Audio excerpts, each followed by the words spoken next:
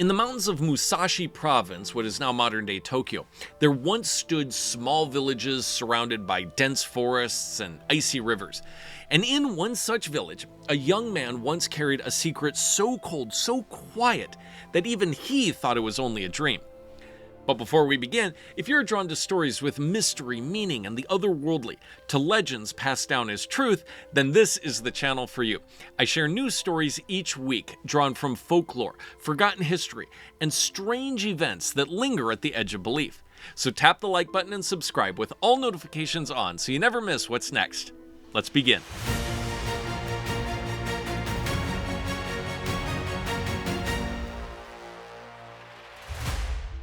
Mino was 18 the year he traveled into the mountains with his uncle to chop wood.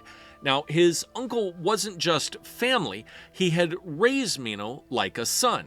So after Mino's father died, it was his uncle who taught him how to chop wood, how to cut the logs clean, how to read the clouds, how to be able to find his way back home, even in a blinding snowstorm.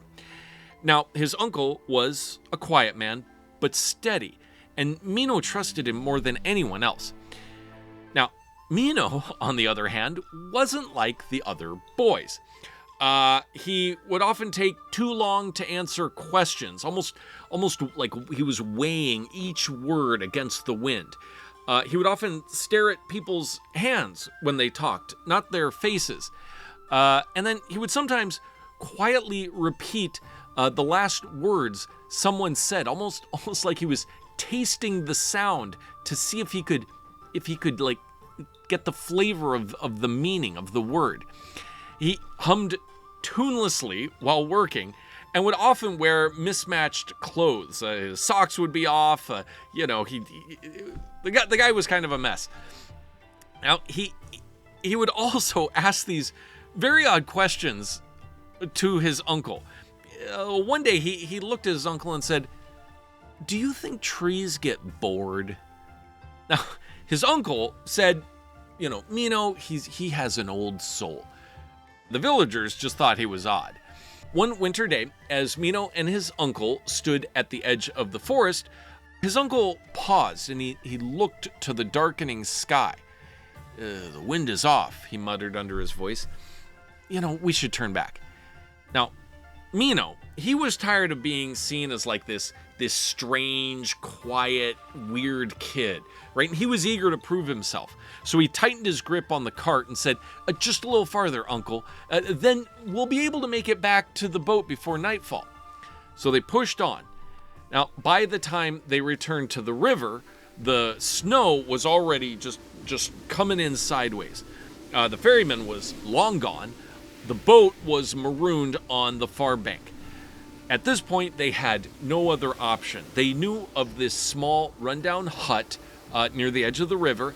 It was a two-mat shack that was once used by travelers, but it had been abandoned for quite a while. So that night, they went and stayed there. And Mino, as he fell asleep, he started to dream, and he dreamt something awful. He dreamt that his uncle was taken, was killed in this way that he couldn't explain. Then Mino woke up the next day. His uncle was next to him, but when he went to touch him, he was ice cold. He was frozen stiff. His face was pale. His hands were kind of curled. His uncle actually did pass away in the night. Now, there were no wounds, no blood, no signs of struggle. And that morning, when the locals came and then the local official came, they determined that his uncle had simply frozen to death in the snowstorm. Now, Mino returned home and he never really talked about it. And he never spoke of the dream. Years passed. And so Mino worked alone in the same forest that he was in, cutting and carrying wood. He lived with his elderly mother, who was a kind woman, and she worried about him, but never really pressed. One winter evening, Mino and his mother were walking back from the market, and they saw a girl coming the other way on the road. She was tall, pale, dressed plainly, but she walked very confidently despite the snow. She was roughly Mino's age, and his mother approached her. I mean, this is a small village, and everybody knows each other. And the mother approached her and asked, "Hi, what's your name?" She said her name was Yuki. She had no family. Her parents had died in a fever outbreak in the north, and she had been moving between villages since she was 13 years old. Now, Mino didn't really say anything. He just kind of awkwardly stood there. But his mother, seeing how tired the girl looked, offered her a place to rest. "Do you have a place to stay? Here, come to our house. We're just down the road. Oh, you can have a hot meal." So Yuki stayed the night, then another night. And she would help sweep, she would chop vegetables, she would laugh softly at his mother's jokes. Now, she was unusual, but in ways that drew her closer to the family. She didn't laugh when others did, but sometimes smiled a few seconds later as if catching up. Now, she would just kind of stare at people while they were eating without really realizing that it made them feel kind of weird. And she would frequently bring her own bowl to meals, even when no one asked her to. They had plenty of bowls. When asked where she came from, she would often just say, "Far from the north. It's an island near Hokkaido. It's a place. It's always cold there." Within a week, she had a room at their house. Within a month, she was just like family. Mino and Yuki had a small wedding the following spring. Children in the village would often say, "Mino talks to the wind, and Yuki listens to snow." Mino and Yuki had 10 children, each fairer than the last. Now, despite being two people that the world had never really fully understood, Mino and Yuki built a life that was more vibrant than many of those around them.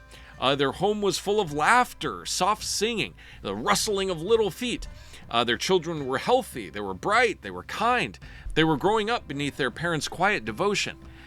They would sit under lantern light late into the nights, basically speaking without words, simply sharing space. Yuki would hum as she mended robes. Mino would watch her with this kind of awe that he could never really put into words. Now, they loved to plant trees together. They would tell stories in snowstorms. And they watched their children play in the field in a way that was almost like they had never encountered any sorrow in their life. Now, these two outcasts had found something rare: love without judgment. Now, one winter night, after the children had gone to bed, Mino sat by the fire watching Yuki sew beneath a lantern's glow. As she was humming, for just a moment, as she leaned forward, the light behind her, coupled with the snow outside casting shadows along her shoulder, Mino saw something. A silhouette, a shape, and his memory stirred. He spoke quietly. "You look just like something I once saw. The night my uncle died, I had a dream. Now, I've never told anyone, but I thought I imagined it. Now, there was a woman. She spoke to me. She said things that I couldn't really fully understand, and I never told anyone. Her face was pale, her breath like fog.